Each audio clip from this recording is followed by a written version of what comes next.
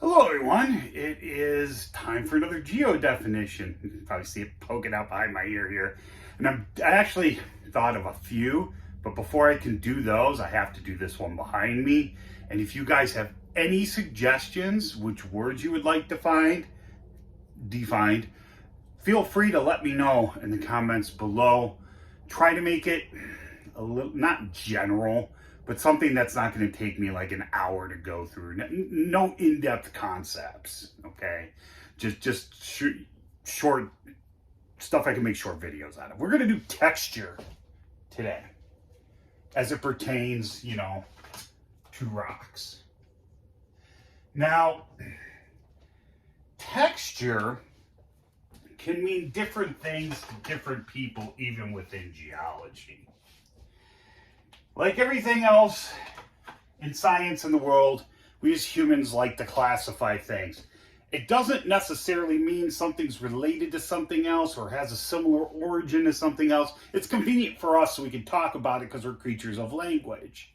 All right, so that's what we do. Well, texture can be applied to absolutely any rock, technically. Okay? Some people reserve it for igneous rocks or metamorphic rocks, but really any rock. Texture is basically just, it's kind of hard to explain. Basically anything that's in the rock, how that structure the rock or what makes up that rock, and I don't mean chemically, I mean stuff you can see with your eyes, like grains and crystals and stuff like that, relate to one another. Okay, so it's basically how the mineralogy and the composition of the rock relates to other things within that rock. Okay, so you're comparing and contrasting things in the same thing, in the same body. It's not between two different, you're not going to compare. Well, you could theoretically, but generally you're not going to mix the texture from a sedimentary rock into an igneous rock. You're not going to do that. So, wow, Steve, what is that then? Well, there's lots of different things that can describe texture, and I'm not going to get into them now. But basically, like I said, you would look to see if the rock is crystalline.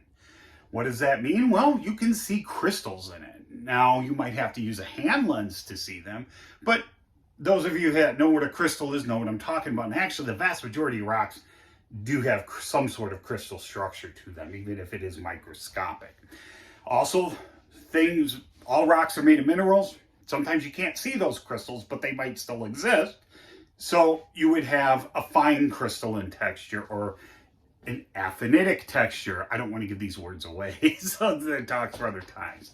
But basically, crystals are one thing you can use. Grains, like in a sedimentary rock, their shape, their orientation relative to one another. You're closing in, you're zooming in when you do this. This isn't a big picture thing. It really isn't. Texture, fabric is a big picture thing. Oh, sorry, I just dropped another word on you. But texture really isn't. Like I said, most people just use it for igneous rocks, but really you can use it for any rock. You can even use it for unconsolidated stuff like sand. All right, it doesn't have to be a hard rock.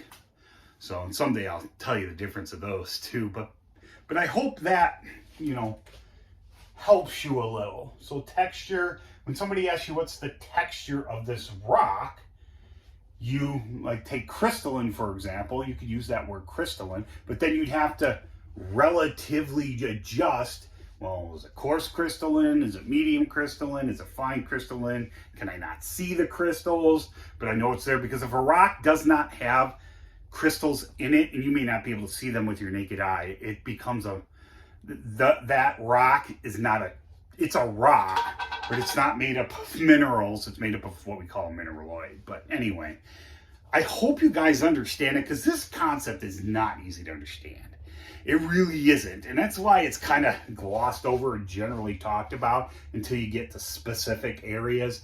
And I know there might be some sort of petrologists out there ripping their hair out right now because but I did say different people, even within geology, use this term differently. But generally, it's zoomed in when you take a rock and you're trying to figure out how those minerals, their shape, their size, their roundedness relates to other things in that same rock. That's basically it. And it could just be one thing. You can get a rock with one texture. You can get a rock with 20 textures. We generally don't break it down that far. Anyway, that's it. If you have any suggestions or comments, please leave them below, and I hope you learned something.